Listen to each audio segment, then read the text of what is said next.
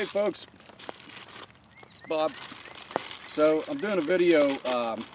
I came out here actually to shoot a couple videos for my book, but the weather turned on me and it started raining in a way that I did not want to walk back to the house, which is a few acres away. But I figured I'd do this video primarily for parents of children that love the outdoors and scout parents. There's something that was said to me. It was my buddy Aaron Best, our fearless pack leader from Pack 413 in Mars. And he said, you know, I used to think Bob was pretty intense. First time Aaron really met me on an outing, I was carrying a bag much like this one, a bit bigger than this actually, a lot bigger than this, and it had a machete on the side of it, and he's like, man, Bob's pretty intense. But Aaron soon realized, after getting to know me, why I tend to do those types of things, and why it's critical as a parent that I think I'm always thinking above and beyond what my son is taught to do. Because at the end of the day, I'm responsible for him and his safety, right? So what people quickly find out about me is I spend a lot of time in the outdoors. My family were professional hunters and trappers and outdoorsmen. And one thing I pride myself on is making sure that my kids know exactly what to do when they're in the wilderness or at home and I'm not around, because I don't want them getting hurt or being scared. So I'm cooking my dinner here. But let me adjust this camera up a little bit so you can see me talking to you instead of that cooker there. See if that works out. All right, yeah. So it took me roughly 5 minutes to set up my tarp, hammock. I have a bad back, so sometimes I need to sit in something a little bit soft, so I use it as a sling kind of seat. My stove and cup. I had these tripods lashed together out here at my camp already, so I threw my poncho, which was right in top of my bag, and it throws right up over my bag and around me with the hood. And on my bag, on the front of my bag, you can't see it in the camera, there's what I call a go bag. It has two MOLLE attachments. I unclip them, I grab that. So if I'm walking away from camp, I'm always carrying in that.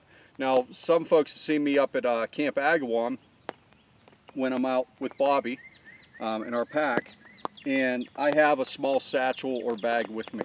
And a lot of people don't know what's in that. Apologies if the rain gets on your nerves.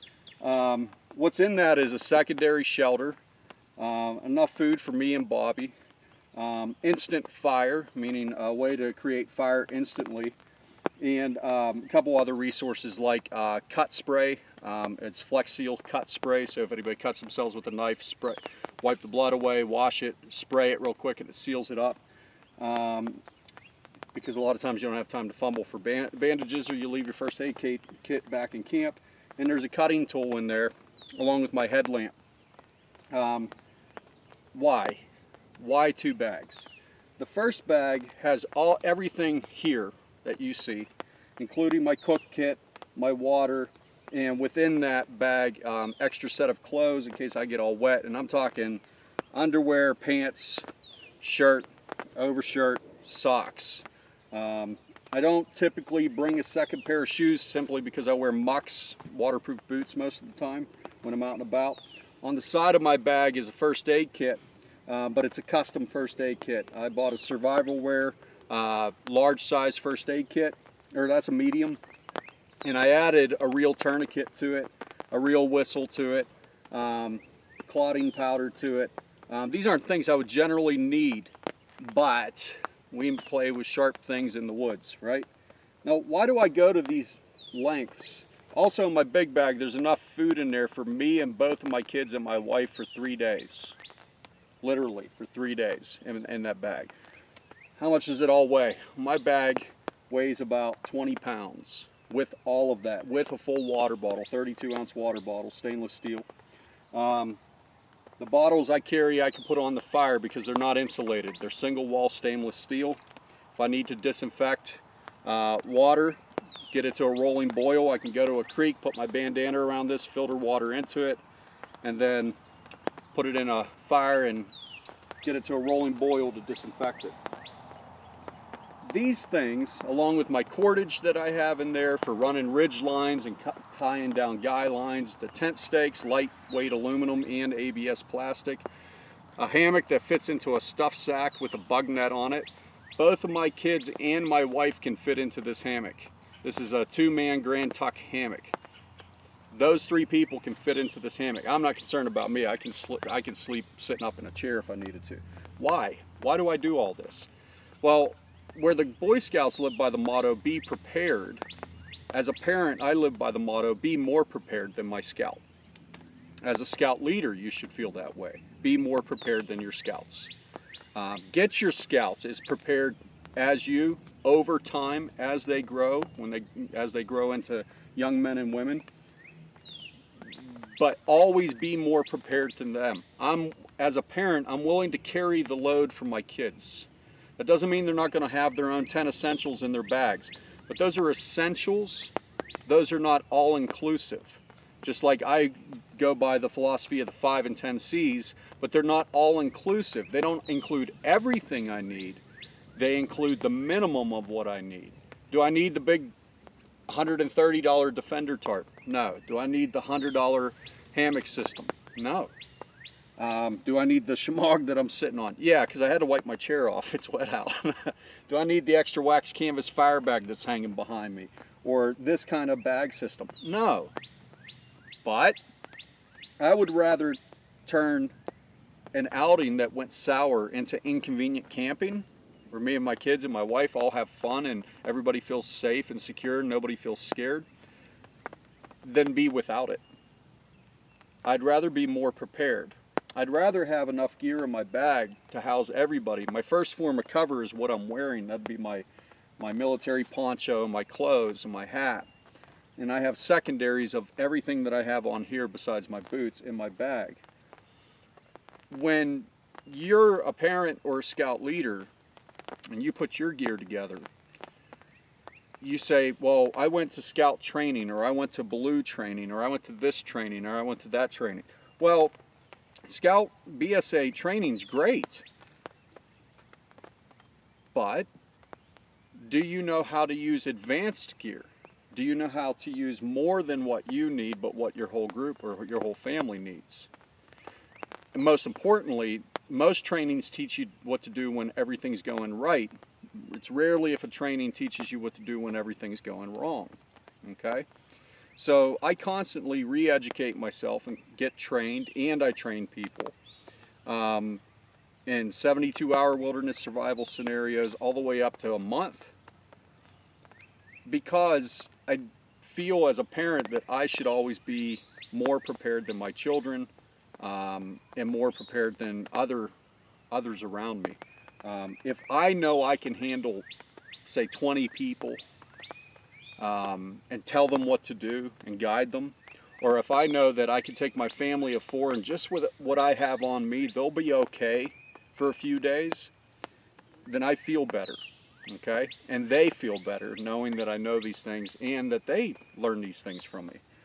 I want Bobby to grow up to be a strong, resilient, self-reliant young man who can lead and create value for other people. I want my daughter to do the same thing, okay? What I really want to have happen is for them to see me doing all of these things, no matter how ridiculous it may seem to you or to them sometimes. So they pick up on it through osmosis, basically, right? If we're not more prepared than them, I'll tell you some examples of things that can happen. Last year we were at Camp Agawam Spring Family Camp. We had a beautiful time. For the most part, we stayed dry. It was actually a pretty nice weekend until the last night. And that's when a storm rolled through and lightning cracked across the sky and a downpour was on its way with winds that would scare anybody in their right mind. 5 minutes, my wife and my 2 kids stayed in a tent. I had this hammock set up in the cut in the woods a little bit right behind them. I had this set up down in about a minute, folded up in my bag into the car. We had their system down within 5 minutes, folded up into the car. We left early. We helped clean up the scout camp a bit, and then we headed out. We made it halfway home before that rain really kicked in. But I know up there, it was already dumping. Last winter, not this past winter, but the winter before, I went to a hammock camping class and primitive trapping class, or woodcraft class, up in southeastern Ohio at Dave Canterbury's school. And it was a beautiful day. It was like gorgeous. It was 72. It was supposed to be fair weather all weekend. Everything was great. We had a beautiful day. We're sitting around camp at night. Everybody's having a good time. I had this setup tied a little bit tighter down because I was watching the weather reports and I seen these storms moving around the area. All of a sudden, once again, crack of thunder and lightning, winds blew, took our canopy down at camp. I ran around helping everybody pull their tarps down tight and everything because it was hammock camping. And then I went down, threw my clothes off, got my thermal blanket out of my secondary bag. That's what's in there. That's what I use for cover. I wrapped it around myself. I jumped into my hammock and I went to sleep. I woke up a little bit cold, so I got out and I put clean clothes on once I was dry.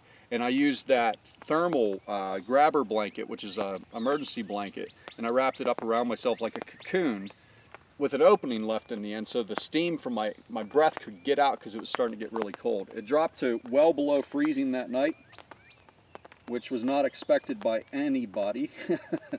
And many people woke up wet, cold, coughing, sneezing, feverish. I woke up and inside, I turned my cell phone on and inside my hammock was 72 degrees. That was great. I went up, cooked my breakfast on the fire while I watched everybody else dry all their stuff off, right? That can happen like that. We're walking a trail, we're taking our Webelos on a 3-mile hike. You're taking your bear on their wilderness hike, their first 1-mile hike. That can happen like that. So I always carry this pack. 20 pounds, not always. Sometimes I carry a smaller haversack. That's kind of one of these sacks right here. It's wax canvas. I can fit what's in my go bag into this, and I usually just tie a bandana around the shoulder strap so it doesn't dig into me, and I carry that. But it has my fire kit and everything in it as well. Instant fire. I want to be able to get a fire going in 5 minutes. I've been out, I put myself into situations plenty of times through hunting and training U.S. forestry, all kinds of different things that will cause me to have to deal with those things. Now that we're in scouting with our kids, you're going to find more and more and more of that as they grow. And there's going to be that one day you're on that outing as they're Boy Scouts, right? Beyond the arrow of light, and they've crossed over. You're going to go on one of those big outings with them. It might be a long hike, an adventure. And the day that those types of things I just explained happen, you're going to wish that you had been more prepared than them. Guarantee it. So what I compel parents to do is learn to use the gear and learn to use better gear than what your scouts have. Invest in it. It's worth it. This total system with everything that's in my bag, my knife, my axe, my saw, everything that's here, not including my camera system, that's a little bit pricey, is around $800. Bulletproof, bomb-proof stuff. Last me for years. My knives and axes and tools will last me forever. All this other stuff. I had this tarp, and you can ask Aaron, he came out last year for the bear cookout, and this tarp was hanging in the woods. It was hanging there a year before he came out. It's a $130 tarp. It's still kicking. It's got no holes in it or anything. It's still a great tarp. It's AquaQuest Defender tarp. My alcohol stove. I bring that because the wind rarely ever blows it out. That's the stove I was lighting here. And I can put out the fire pretty quick just by laying that over top of it, and the fire's out and I can let it cool. all of this stuff that I carry all has a purpose to it, but most importantly, I learned how to use it. I learned through self-education. I learned by taking a lot of courses, getting a lot of certifications, and then developing my own training systems and honing that in before I would ever teach it to anybody or ever record it in these videos or put it in books. So all I compel you to do is get more prepared than your scout as far as it goes with what you carry on your outings in different scenarios, even the camps that you go to. Learn how to use it until you can't use it wrong, and be confident and proficient with it. If you can do that, your scouts will always be okay, and the children that you have stewardship over will always be okay. And they'll grow by watching you do these things. For those that have come out to my cast iron cooking or my knife trainings or my little fires and cookouts and camp location type trainings and stuff, you know your kids ask questions and they're really like, oh, can I do that? Oh, can I try this? Oh, they pick up on everything. They're like a sponge. They're an empty bucket, and you can keep filling them up with really good information and stuff. So it's time for us as parents to be the people that they need us to be in order to educate them to be self-reliant in case there are mishaps. And when there is that mishap or that outing that went wrong and you're stuck out there a little bit longer, a day, 2 days, 72 hours, and you can't affect your own escape, somebody needs to find you, you'd be surprised how many of those little adventures I've turned into inconvenient camping until I could get out of the nasty weather or get through storms or snow or whatever it was. And I was no worse for wear coming out of it because I was more prepared than anybody else I felt that went out there. But I always know that although I'm more prepared than my kids and maybe the scouts, there's always somebody out there that's better at it than me. So when I find those people, I go learn from them so I can be better and I can teach better. But just a tip, I was stuck out here anyway, so I figured I'd give you guys a message. All right, take care.